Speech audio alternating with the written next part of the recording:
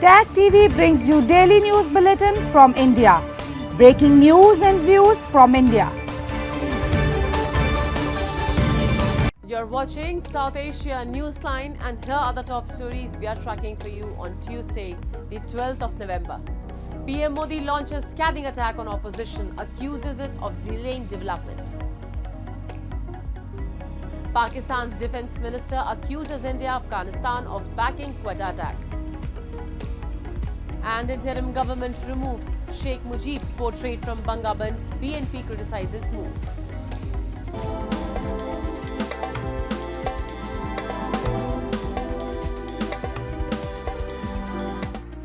And now for all the details. Prime Minister Narendra Modi on Tuesday launched a scathing attack on the opposition Mahavikas Aghadi over the state's growth and accused the alliance of hindering Maharashtra's development as he addressed a campaign rally in the poll-bound state. Calling the opposition coalition the biggest player in corruption, the Prime Minister said the MVA is incapable of delivering rapid development in the state and added that they have earned a PhD in delaying development.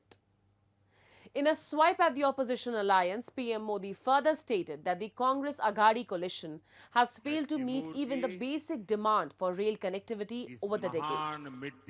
Maharashtra is scheduled to go to the polls for 288 assembly seats in a single phase, with a bipolar contest between the BJP-led Mahayuti and the Congress-led Mahavikas Aghadi.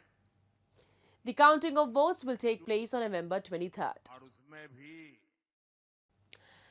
Days after the deadly blast at the Quaja railway station in Balochistan, Pakistan's defense minister Quaja Asif has blamed India and Afghanistan for the attack. Speaking to local media, Asif accused New Delhi of fueling a proxy war against Pakistan by supporting militant groups such as Tehreek-e-Taliban Pakistan and the Baloch Liberation Army. He claimed that the Saturday attack in Quetta was part of India's proxy war, intended to undermine China's development efforts in Pakistan. Asif also criticized Afghanistan for allowing its soil to be used to target Pakistani installations, saying that while these attacks may not have official Afghan government approval, the lack of action against such activities suggests a form of indirect collusion. The blast on Saturday at Quetta railway station killed 24 people, including 16 Pakistani soldiers. The separatist militant group, the Baloch Liberation Army, claimed responsibility for the attack, asserting that it opposes what it views as the exploitation of Balochistan's rich natural gas and mineral resources. With garbage piling up and clogged drainage systems, diseases like dengue and chikungunya are spreading rapidly in Pakistan's economic hub, Karachi, affecting especially the poorer neighborhoods. Our report. Pakistan's economic capital is in the grip of worsening public health crisis, with diseases like dengue and chikungunya spreading rapidly in city due to poor sanitation and waste management. Residents are bearing the brunt of the government's neglect as garbage piles up, drainage systems remain clogged, and basic cleanliness becoming a distant dream. Residents have voiced their concern as they highlight basic cleaning, which once happened regularly, now occurs just once every few weeks, leaving residents to face growing piles of garbage and stagnant water, prime breeding grounds for disease-carrying mosquitoes. The health crisis also resulted in medical expenses, which is straining the city poorest, who are already struggling to make ends meet. ये सारी कचरे की वजह से हो रहे हैं, झोपड़ियाँ बनी हुई है सारी, देखो सारे इसमें रहते हैं गरीब लोग, बड़े लोग तो ऐसे ही चला के सो रहे हैं और गरीब लोग कहाँ जाएं? ये सारा कचरे की वजह से पहले सफाई करते थे, अभी 2 हफ्ते 3 हफ्ते के बाद सफाई करने आते हैं, फ़ायदा। और डॉक्टरों की फ़ीस इतनी बढ़ा दी कि 2 गोलियाँ देते और बोलते 1000 रुपये दे दो, गरीब आदमी क्या करेगा, कहाँ जाएगा? हम तो यही बोलते कि इधर सफाई हो जाए बस, ये भी बहुत बड़ी बात है। और हमारी हुकूमत हमारा साथ ही नहीं दे रही और सिर्फ पैसा खा रही है बैठ के बस। ये कचरे की वजह से भिजवाते हैं और ये कचरा जो की वजह से छोटे छोटे बच्चे हैं हमारे, और इसमें बहुत सारे जो है काफ़ी छोटे छोटे बच्चे जो हैं इसी चीज़ का शिकार हो चुके हैं, और ये तेज़ी से बढ़ रहा है डेंगू और ये चिकनगुनिया। और हम कहते हैं सर ये साफ़ सुथराई हो जाए, और हम यही कुछ चाहते हैं। The unhygienic conditions in Karachi highlights lack of accountability and commitment from the government. This negligence has made everyday life a struggle for Karachi's residents, who are forced to navigate through streets strewn with waste and risk illness with every passing day. The Taliban's Deputy Foreign Minister Sheikh Mohammed Abbas Tanekzai on Monday urged the United Nations to grant Afghanistan's seat at the Global Forum to the interim government, Tolo News has reported.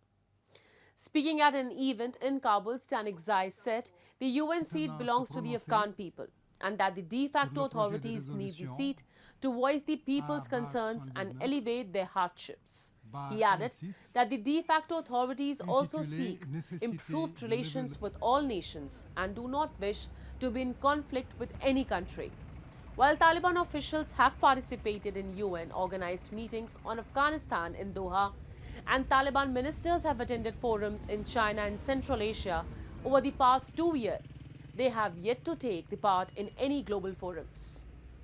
The UN has not allowed the Taliban to assume Afghanistan's seat at the General Assembly, and the interim government remains unrecognized by the UN member states, largely due to Taliban's restrictions on women education and freedom of movement. Bangladesh interim government on Monday removed the portrait of Bangladesh founder Sheikh Mujibur Rahman from Bangaban Darbar Hall, news agency UNB has reported. In a post on Facebook, the newly appointed advisor of interim government, Mehfooz Alam, informed about the development and said it was a shame for the interim government that they couldn't remove his picture from Bangaban after the 5th of August. He added that the ousted Prime Minister Sheikh Hasina-led Awami League first needs to acknowledge and apologize for what Sheikh Mujib and his daughter Hasina have done to the people of Bangladesh. And then the people can talk about the pre-1971 Sheikh Mujib. In response to the development, the opposition BNP criticized the interim government's action, calling it inappropriate.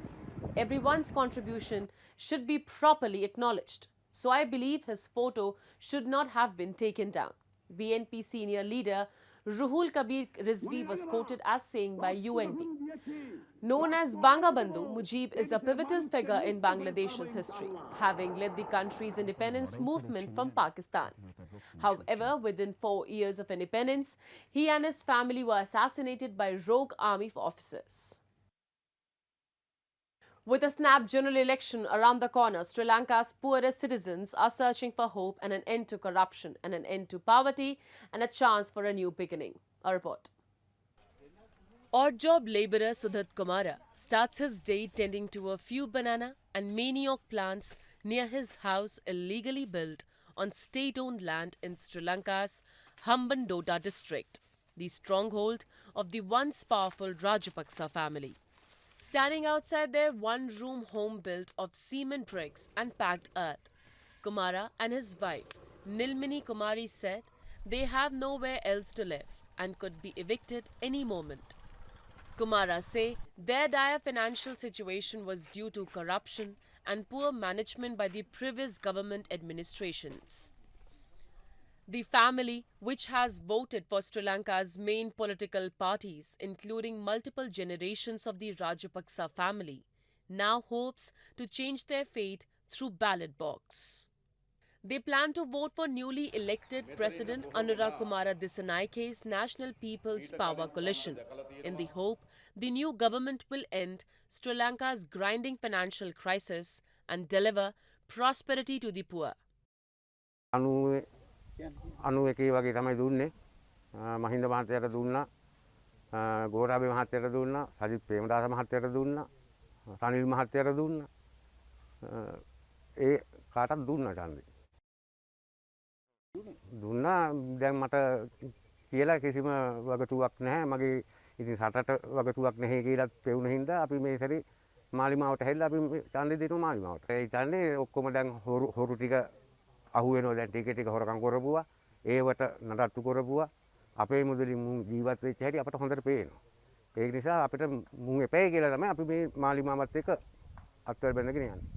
Sri Lanka votes to elect a new parliament this week in a snap general election called by its Marxist-leaning president, who wants a fresh mandate in the legislature to drive economic reforms in the debt-ridden island nation.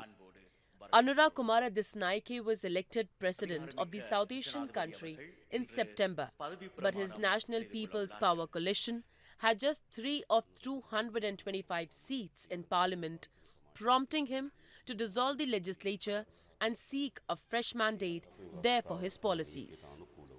While the traditional dynast political parties that have dominated Sri Lankan politics for decades, Disnaike swept to power, promising change as the country emerges from a crushing financial crisis.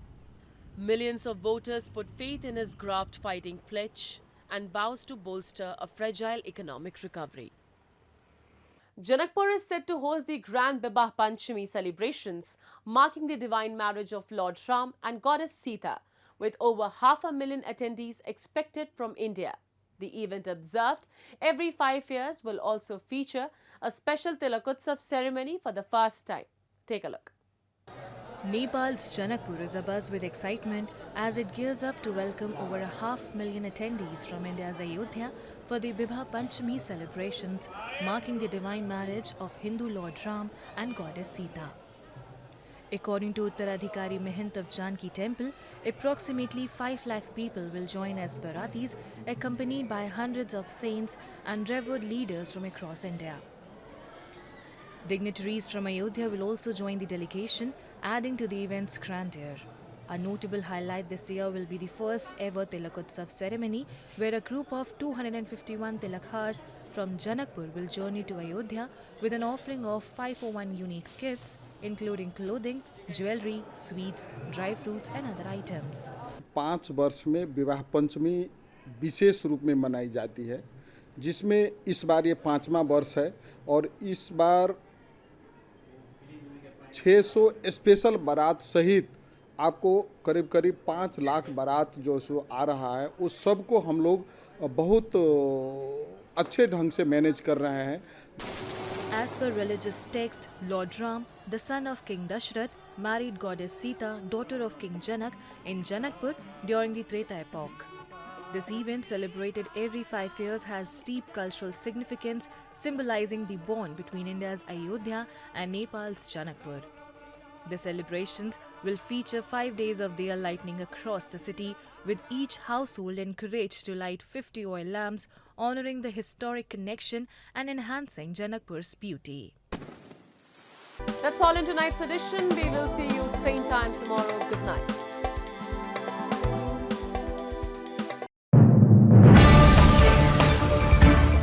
Tag TV brings you daily news bulletin from India. Breaking news and views from India.